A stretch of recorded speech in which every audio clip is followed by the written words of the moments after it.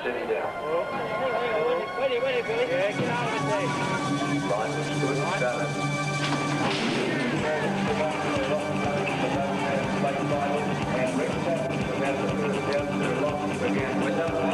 Secret Savings, just the leader from all our mob, and Larry Cassidy on Secret Savings for the Doncaster.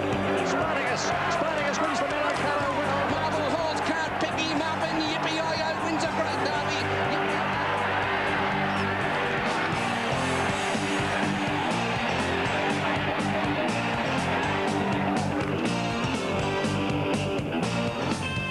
Hello folks, welcome to the Racing Show. Just talking to Simon, who's been licking his wounds all week, of course, following Australia's devastating collapse in the final test in England. But he's over all of that now. He's thrown away the pads and he's back on the Racing Show. Simon, yesterday in Melbourne, I would imagine all the talk would have been of the Big Faloo case. Yeah, still, and even this morning when I went to park my car at the airport to fly up here this morning, even the car park attendant said he had Big Faloo in the doubles book, you know, had a doubles bet, Caulfield Melbourne Cup double. I mean, it's amazing how many people that's affected. 28 years on. Correct. It's still making the headlines. Still licking their wounds, as you say. Well, Shane's with us. Shane, everybody was telling me yesterday at the races that you were quoted on Friday night of saying that you don't care whether or not you ride Encounter during the spring. Is that true? Well, naturally I want to ride him, I'd like to ride him, but someone like myself can only take so much criticism. You know, I'm out there doing the best on the horse, and I don't like to be criticised when I'm doing what I'm told. So, you know, I'm on the horse to do the best for the horse, and I'd like to retain the ride, which I will, no doubt. How are you with Clary? Sweet? Well, my last ride was a winner for him, so I'm very sweet. If it had got beat, though, I wouldn't have been. I'd like to be there when instructions are given next time. Now, Clary gave me no instructions yesterday, so I'm not giving you instructions. Clary will give you written instructions. He's talking about Unison, of course, although the owner of Unison might have had something to do with that engagement. Encounter, are you on or off? Oh, no, definitely on him next week. No shadow of doubt? No shadow of doubt. And you expect him to keep improving as he races? He'll still need another run, I believe, over the 1200, but wait till he gets up to a mile. But he'll run very, very, very well next week, and I've always said he's going to need 3 or 4 runs. Tell me about Tarnpur Lane. Well, I think it's probably best we have a look at Tarnpur Lane before we talk about him. The Memsie Stakes was the big race in Melbourne yesterday. Tarnpur Lane took it out. Let's take a look at it. Line good. They're off. Del Sol first to jump out with Hero Win. Poetic King began well. Also, Bradson was quickly away. And going forward, Sweet Delighted Sir Boom up in the leading group, being followed closely by Tarnpur Lane. A bit further back, that is Seasky over on the inside of Golden Blitz, being followed by Chevietta. And Doremus has dropped out to last. 600 metres out of the Memsie. And the leader, Del Sol, by a length for Sir Boom, a length and a half to Bradson. Hero Win about to come around the outside. Up there in that leading group also is Sweet Delight, being followed by Poetic King. And Tarnpur Lane is making ground very wide on the track, being followed by Chevietta. Sky over near the inside, Golden Blitz and Doremus as they straighten up. Del Sol tackled by Sir Boom, coming down the outside and finishing on well as Bradson in the centre with a good run. And right over on the outside, Tarnpur Lane is running a big race, and they're followed by Poetic King, not in the race at the moment. Wide on the track, it's Tarnpur Lane taking the lead. He looks set for victory. Bradson battling on well. Tarnpur Lane's in front, close to home. He's too strong. Tarnpur Lane wins the Sky Channel Memsie from Bradson. Doremus was a huge run third, followed by Del Sol, Seasky, Hero Wind, and back in behind them then came Sweet Delight, followed by Gold. Yes, that was John Russell's call of the Memsie Stakes. Doremus is the one to watch. Here he comes down the outside with the big baldy face. The 95 Melbourne Cup winner, who's already pocketed 2.6 million. There's a few more bucks coming up by the look of it. Yeah, there certainly is a few more bucks coming up, but it was good to, look, Tarnpur Lane yesterday, I think people now are understanding that this is a very talented horse. He won the Guineas in Sydney during the autumn, and people thought that might have been a weak Guineas, but he's starting to put his hoof right on the till now, and Cliffy Brown wants him as a Cox Plate horse. I think he's got a great chance. Talking to Cliffy Brown, I caught up with him after the race, along with others who were very happy about, in particular, Lee Freedman and Greg Hall, about the run of Doremus. Cliff, congratulations. He's come back very well. He's come back really well, Simon, yeah. What's next? The Fian. And then after? I'll just see how he's going. Bit of a football coach. We'll take it one race at a time. I reckon you might be trying to get him used to the valley? Yeah, I think that's what he needs. You know, he handles the valley, he goes good on it, so we'll give him another go there and just see if we can get to the Cox Plate. Could be your biggest day. Could be, I'd like it to be. Lee, just a super run by Doremus. Simon, we were really, thrilled. It was almost as good as winning the race because, he bled. He's been such a great horse. He bled in the Australian Cup and then he came back today. And that's the best first-up run I think he's ever put in his life. He's not renowned for it, is he? No, he's not. And very firm track. That wasn't going to suit him either, but he finished off brilliantly, I thought. I think we could probably assess that the trainer might be looking at the Cox Plate. Well, we're going to take him to the Valley in 2 weeks and let him have a look at that track because, if he shows patently that he doesn't like the track there, there's not much point running the Cox Plate, but I think he will. And I think the way Cox Plates are run, he'd be pretty competitive. If all going well and he keeps himself together and Lee can hold him together, he'll be there Melbourne Cup Day. Don't worry about that. And you'll be on his back? We'll see. I want to be on his back. In case you're looking, Lee, I want to ride this horse, mate. Good luck, Greg. See you, Steve. There's no doubt about it. He is honest. Tantpur Lane, how good is he? What was the wash up of last year's? He's very, very good. He should have run a bit closer in the AJC Derby. He was probably one of 3 unlucky runners in the race. And he's a horse who improves with racing because he pulls hard in his races, and he pulled hard yesterday, and he'll get better and better and he'll relax more. He's a chance in a race like the Cox Plate. Doremus's run was very, very good. Watch for him later on. Well, the other big race yesterday was the McNeil Stakes, and we may have seen another very, very good filly. First up yesterday, came over from Adelaide, and John, this was an absolute belter. She led all the way, and just a super effort. I looked at this horse at the sales in Queensland, Mick Dittman and myself, and we were going to purchase her as a yearling to sell, and she had shocking legs, and I think she sold for 40,000, and we just passed her, walked by. You wouldn't have brought her. So it was a brave move by Colin Hayes, and it's really paid off. Her name is La Baraka. She's in front here as they turn for home. She's by Euclays out of the champion race mare Triscay. She made only 40,000 because she's got legs like a Plymouth Rock chook. Yeah, look, they're not fantastic. And an excellent run by Toko. Now, Toko didn't have to go around a horse yesterday. La Baraka did all the hard work in front. She found when Toko really came and challenged her in the last 150, and for a horse only having its second start was a great effort. Guineas has been very disappointing in Melbourne, Simon. There's no doubt about that, and I don't think he's come up in Melbourne. Yeah. Maybe his first up run in Sydney was too hard on him. But what about the track at Caulfield yesterday? They didn't seem to be winning once again on the inside. Yeah, possibly so, but there were swoopers, and you saw Brent Thompson just veer off at the corner yesterday, so he may have thought the better going was towards probably 4 or 5 metres out from the rail. But after the race, he was a very happy jockey, and I caught up with him. Brent, I think we might have unearthed a fair filly. There's no doubt she is, Simon. She's well bred, and I got off and said to all concerned with her that I've never been on something for a long time that's got a cruising speed like that. She's quite frightening. She just seemed to be doing it so easily. Yes, she's still obviously learning her trade, and she wasn't fast out, but I was reluctant to kick her because I know how quick she can go. And she found the lead easy, and then further to the turn she went, the easier she went. So I was pretty confident, and she gave me something, and I think that she'll again learn something from the race, and I feel that she's definitely got some improvement as well. Yep, she's got a high cruising speed, said the Babe. Well now, I know Shane Dye will be keen to have a look at the replay of a 1,200-metre race last weekend in New Zealand, because the horse upon which Shane won the Adelaide Cup, Cronus, comes back from a spell. He's on the extreme left of screen, orange with a white cap.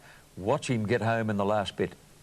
Morcon now to the higher, wider out wide, Tahadua, Crispin, Clear, Cronus drawn out wider, and then Tough Caller. It is still Eddie Morcon in front, Crispin, Clear, Cronus is starting to chime in with his run on the outside. We've got Eddie Morcon, Crispin, Clear and Cronus, Eddie Morcon, Cronus, Crispin, Clear between them. Eddie Morcon won't give in, and Eddie Morcon from Cronus, a great run, fresh up, Crispin, Clear between them.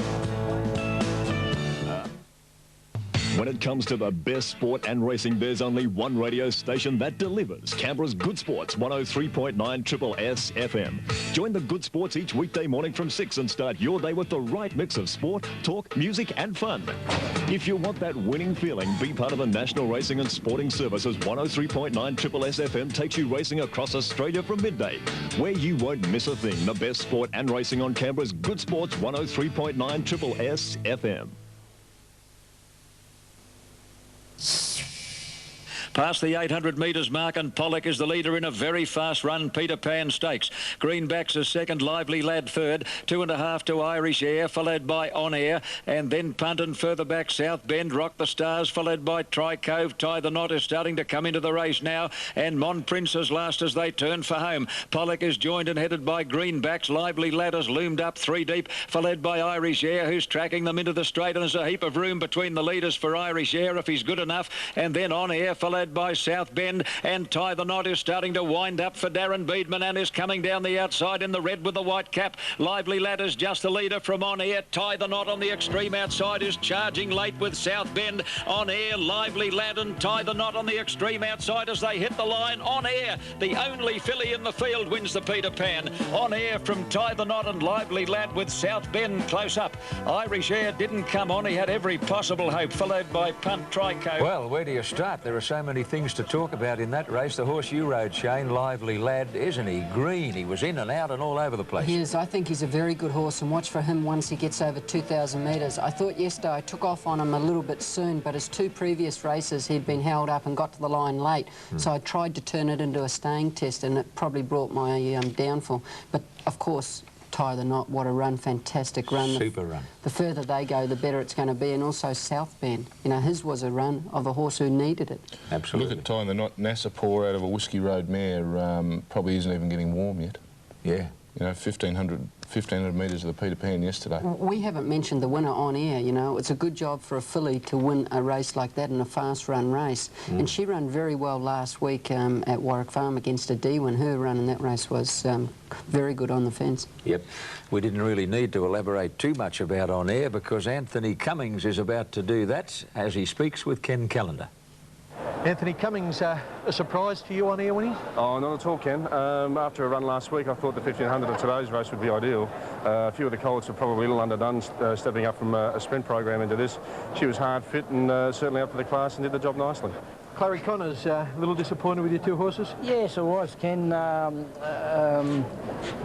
Lively Lad, he sort of a bit 3 wide on the turn, and he sort of went a bit crabby around the turn and down the straight, he ran around a little bit. Probably cost him winning. He sort of didn't. He's only got beat. He's run 4th and just got beat half a length possibly. Irish Air was a bit disappointing. He went for a run 50 metres from home, and my other horse sort of cut him off. But he wasn't going good enough at the time, though. He said to sort of barge his way through. So a little bit disappointed the horse, yeah, you know, because he's a nice horse, and I thought he just about beat him, you know.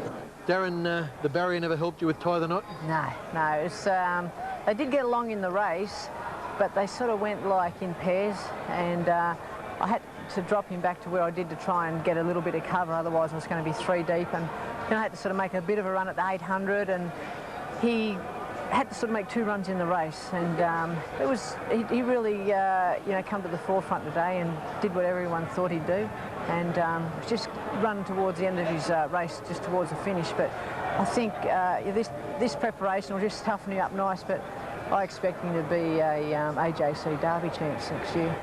There's a long-range tip from Darren Beedman. Chief sprint race yesterday was the Group 3 Concord Stakes, and the remarkably consistent Armidale scored a well-deserved win. Well known is Scorching Turf at the 600, led by a length to Armidale. Catalan opening third, Regal Centre 3 and 4 deep, followed by Sittinghausen. And then King Ivor, Garran, followed by the North, Blazing Steel, flat to the boards, turning for home, back with him, Headstrong. Little Lucifer saving ground along the fence. In the straight, well known, the leader from Armidale. Catalan opening is putting in a dash on the outside, followed by Sittinghausen close to the fence, and then King Ivor. Armidale hit the lead 150 metres out. Catalan opening is going after him, and then well known and Sittinghausen, but Armidale drew clear. He's got him today, Armidale. Armidale too good and wins the Concord. Sittinghausen right through on the fence to get second in front of Catalan opening, and well known Blazing Steel made up many lengths, followed by King Ivor. They went too fast for him. Then Holy Roller, Little Lucifer, the North, Headstrong, and Garran. Well, I think first of all we've got to talk about Sittinghausen, the previously unbeaten Bushy, who was up enormously in class, but I reckon his connection to be Tickle Pink. He did a good job, John. There's no doubt about that. He's a horse of the future. Holy Roller down the outside. The way the race was run, the sectionals he ran, his run was super, you know. Catlin opening needed the run. I saw him before the race. He was very, very big in condition, so look for a bit of improvement. And Blazing Steel, he found the line very well, but of course he was unlucky. The horse you rode, Regal Centre? Needed the run. Okay. What do you make of it, Sod? I was a little bit disappointed in Catlin opening, but Shane put me straight there before, and just saying he was a little bit big. I thought he had a great chance of winning the race and didn't flatten out as I would have liked, so I'll reserve my opinion on him. I might stick with him. OK. Kenny Callender spoke with the victors and the vanquished after the Concord Stakes. Firstly, jockey Johnny Marshall, who had a wonderful day, winning all 3 majors. And Ken asked John about Armadale's great speed. He is exceptionally brilliant. You know, I've had to come from 10 barrier, and it's not like I've crossed over some slouches. There's some pretty smart horses inside me, so it just shows how quick he is. Brian, King Ivan ever went as well? No, he travelled well in the running, but he wants stepping up rather than back. Longer distance? Yes, exactly. Mick Dittman, what did you think of Blazing Steel? I thought his effort was quite good, Ken. He, you know, he got back a little bit, but he does that, and he found the line well. You know, it was quite a good effort first up, I thought. Like to stick with him through the spring? He's a pretty handy netty, and he gets better as he gets going, and I think more distance is going to suit him. Yeah, he's got a big one in him for sure. What about Nepsom? Not beyond him.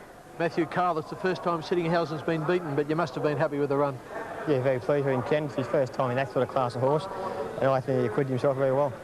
When Well Known ran out a bit on the home turn, you must have thought it was a present for you? I was very pleased, actually. I was going quite nice at the time.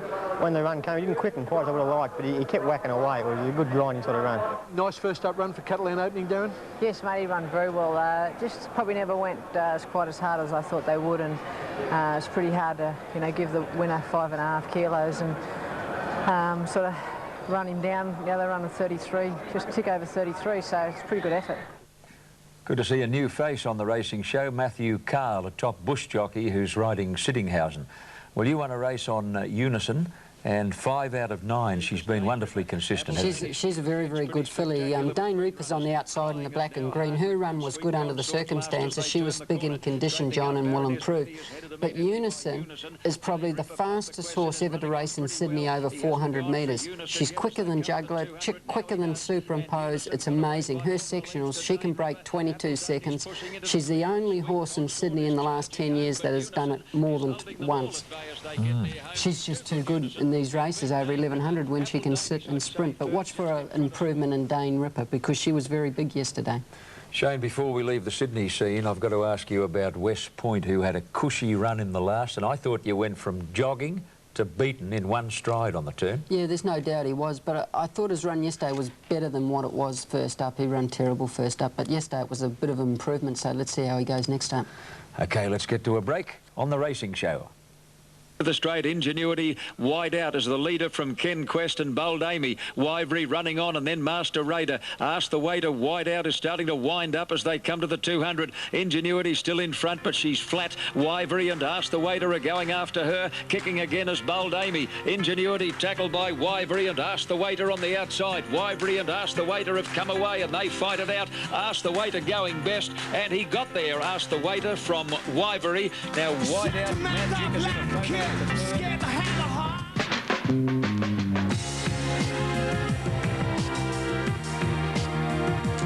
Well, at a glittering function in Melbourne on Thursday night, the Horse of the Year was named, and nobody was really surprised when that great honour went to Saintly, winner of the Cox Plate and the Melbourne Cup. And Bart Cummings, justifiably proud of Saintly's achievements, and I would imagine sad inwardly at the fact that everything's gone wrong since with Saintly. Yes, I'm sure he would be disappointed. It's been a busy week for Bart with the big Faloo news as well, so it was a nice thing to top off Bart's week. Andrew Bensley caught up with Bart during the dinner and asked the great trainer to compare Saintly with some of his former champions. Galilee was very good in his day, and his record was very good. This horse, unfortunately, his career was short-lived, and had he continued on, I think he would have been the equal of Galilee and a couple of others that, in between that have been some of the public's favourite. But this horse captured the imagination of most racegoers in Australia, as did Octagonal. But as I said in my speech, that I think Saintly's has got a great turn of foot, and the tremendous acceleration and the sectional times are quite extraordinary, and I think that's what makes a champion. I come here pretty relaxed tonight. I didn't think we could beat Saintly. I mean, until it actually happens, you know, you always hope that you can, but horse to win a Melbourne Cup Cox Plate you know, that's pretty unique, and even though we did win the 4 Group 1s, as I said, they're 2 outstanding horses. There has to be a winner, has to be a loser, so it's not that we wanted to run second, but, you know, it's no disgrace to run second to Saintly. We did promise details of our own Horse of the Year competition today on the racing show, but because of news of this dreadful accident in Paris, we're going to hold that over until next Sunday, with our apologies. OK, before leaving the Horse of the Year celebrations, the last word belongs to Bart. I promised my wife on her 43rd wedding anniversary I'd take her out to dinner. Well, I've done that this evening.